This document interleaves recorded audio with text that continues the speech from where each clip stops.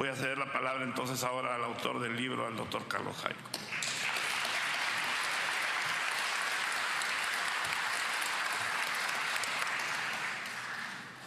Antes que nada, agradecerles a todos ustedes su amable presencia, al honorable presidium que me acompaña este día. De verdad, muchas gracias por su presencia, por su palabra, por esa profundidad en la reflexión. Y pues debo decir con respecto a este libro que excepcionalmente un libro nace y se hace. Nace por una pregunta, un interrogante que nos hacemos cada día, cada mañana, cuando vemos en la televisión, cuando leemos un libro o un periódico, y vemos que nos estamos quedando sin líderes. Nos estamos quedando sin líderes. Hay pocos líderes. Y uno se pregunta, ¿qué pasa? ¿No? Es como que si nos estuviésemos quedando sin oxígeno, en cierta manera. ¿Qué pasa? ¿Dónde están esos líderes? ¿Por qué no han nacido nuevos líderes? ¿O qué se necesita para que en el tiempo aparezcan estos líderes? Y esa es la gran pregunta. Es ahí donde nace el libro. Es en esta pregunta profunda de decir, ¿por qué? ¿Por qué en el Perú, tierra de líderes, no tenemos ya líderes verdaderos?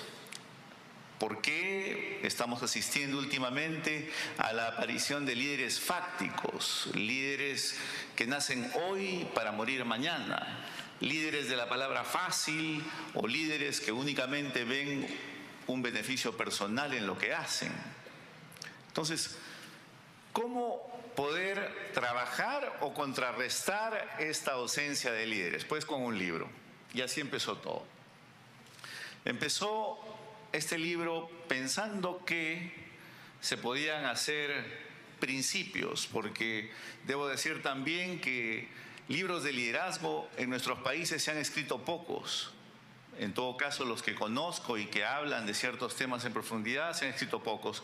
Tenemos mucha literatura que viene de Estados Unidos, sobre todo anglosajona, para embarcarlo todo, pero que obedece a una idiosincrasia diferente a la nuestra.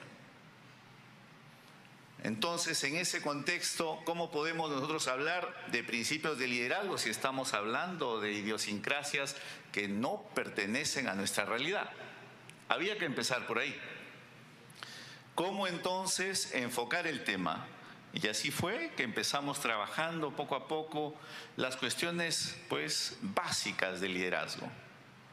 Y una de ellas es de saber si el líder, por ejemplo, nace o se hace. Es una pregunta que siempre en conferencias, en cursos, siempre al final dicen, pero bueno, ¿el líder nace o se hace?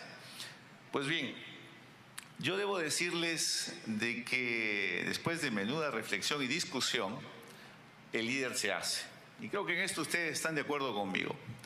Porque el líder en sí no es una formación repentina, casual de los hechos, no. El líder precisamente es aquel que ve una circunstancia, que identifica un momento, ¿no? El momentum, ese momento preciso en el que dice, esta es la circunstancia en que debo actuar. Este es el momento en que debo yo dar el paso hacia adelante, ¿no? Como lo decía Ortega y Gasset. Yo soy yo y mi circunstancia, y si no la salvo a ella, tampoco me voy a salvar yo.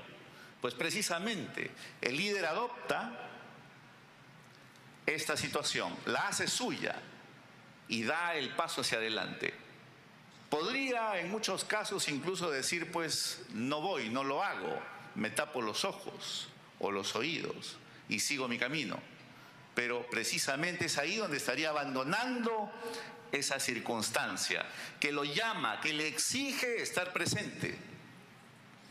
La circunstancia que nosotros debemos identificar, porque en este mundo andamos y hay circunstancias de liderazgo, pero que no queremos aceptar o que simplemente rehuimos. ¿Por qué? Porque precisamente falta esa decisión, el arbitrium, esa decisión, de poder en ese momento decir, yo con mis capacidades, con mis posibilidades, con mi capacidad constitucional, puedo aceptar esa circunstancia y hacer algo por esto. Precisamente es ahí el problema. La decisión, la voluntas, que muchas veces no existe y que nosotros pues vemos, digámoslo desde el punto de vista sartriano, como una cobardía, ¿no? En que simplemente vemos el hecho, pero no actuamos, lo dejamos pasar, seguimos adelante. Porque Sartre dice, pues la sociedad crea cobardes y crea héroes, pero lo peor de todo es que al cobarde se le acepta que sea cobarde y al héroe, pues cuando no quiere hacerlo, también. No hay ningún reproche moral, no hay ningún tipo de exigencia social que nos diga, este es tu momento, esta es tu circunstancia y debes tomar ese paso, como lo dieron en su época grandes líderes. Citábamos, por ejemplo, a Mahatma Gandhi, abogado en Oxford, trabajando en África del Sur y siendo víctima de racismo. Y que luego se da cuenta y dice, pero mi país está siendo oprimido, ¿no?, por el colonialismo inglés. ¿Qué hago? Miro, observo, me quedo aquí, vivo tranquilamente mi confort, o voy, doy el paso, avanzo y construyo algo nuevo. Y así lo hizo.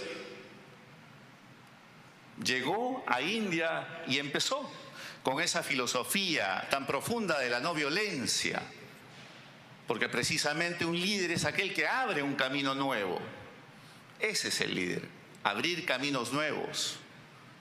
Él lo hizo con la no violencia, en esa marcha al mar Índico de 300 kilómetros. ¿Quién lo haría ahora? O Mandela. Aceptar estar 27 años en la cárcel, por ejemplo. Esa es la voluntad, la voluntas, el ánimo profundo de querer cambiar las cosas y no dejar pasar la oportunidad, esa circunstancia histórica, la cual estamos viviendo. Precisamente esos dos elementos son esenciales en la construcción del líder. El líder, como lo decía Martin Heidegger, es un Dasein, ¿no? Dasein, el ser ahí, el ser que se construye, el ser que va más allá de su propia existencia y que trasciende. Porque eso es lo importante, trascender. Un líder que no trasciende no es líder. Un líder debe buscar que su ejemplo vaya más de su presencia física, vaya más allá. Porque sin eso precisamente solo sería una experiencia momentánea, circunstancial, en el sentido estricto del término. Y es así que tenemos entonces la circunstancia, la decisión, pero también la capacidad para hacerlo. Porque es un examen profundo que nos debemos hacer de nuestra capacidad. ¿Tenemos la capacidad para hacerlo? ¿Podemos hacerlo? Y si podemos hacerlo, pues hagámoslo. Vayamos. Y si no sabemos, pues eduquémonos. Ciencia potencia es, el conocimiento es poder. Pues sí, el líder que no tiene conocimiento no es líder. Porque precisamente un líder sin conocimiento es un líder fáctico, es un líder populista, es un líder demagógico, es un líder carismático que únicamente utiliza esas artes que le dio la vida para poder influir en las personas, pero más allá no encontrará ningún mensaje positivo y sobre todo no va a trascender. La circunstancia, identifiquemos nuestra circunstancia, veamos nuestra voluntad, analicemos esa voluntad profunda de poder tomar esa responsabilidad, porque es una responsabilidad ser líder. Cualquiera no puede ser líder. Es una gran responsabilidad. Y esa gran responsabilidad viene aunada precisamente a ese conocimiento, a ese sapere, sapere aude incipe, como diría Kant. Ahora, estimados compatriotas, tenemos pues las condiciones para que no solo el Perú, sino que también América Latina tenga ese nuevo liderazgo. Pero nos falta la visión, saber a dónde vamos, hacia dónde queremos ir. Octavio Paz, en El laberinto de la soledad, dice que cada ser humano y cada pueblo en cada momento de su vida va a interpelarse sobre su existencia. Pues sí, la pregunta es entonces, ¿lo hemos hecho nosotros? ¿Nos hemos interpelado sobre nuestra existencia en la visión de país y sobre todo nuestra misión como ciudadanos? Esa es la pregunta profunda. Nos hemos nosotros ya hecho la pregunta de saber cuál es esa misión que debemos cumplir para poder llevar a cabo esa gran visión de país. Verán ustedes entonces que hay un gran trabajo por hacer. Pero lo importante de todo esto es asumir esa circunstancia. Asumamos esa circunstancia, no tengamos temor, porque todos y cada uno de nosotros podemos tomar ese liderazgo allí donde debemos ser los mejores. No necesitamos una posición de poder ni jerárquica para ser líderes. Podemos ser líderes en todos los aspectos de la actividad humana, pero a condición de querer serlo, de querer cumplir esa meta, ese objetivo, esa visión. Eso, estimados compatriotas, falta en nuestro país. La visión que nos debe llevar a pasar este siglo XXI. No se olviden que ya estamos en el siglo XXI y grandes retos nos esperan. Los retos del clima, los retos de la alimentación, de la energía, del agua. ¿Cómo vamos a solucionar todos esos problemas si aún no nos hemos hecho la pregunta sobre la visión de país que queremos? Hagámonos entonces esa pregunta y una vez que la hayamos respondido, tomemos esa decisión de ser parte de ese cambio responsable, de ese cambio futuro, de ese cambio trascendente que de seguro va a dejar grandes enseñanzas y sobre todo un mejor país a las generaciones que nos van a suceder. Muchas gracias.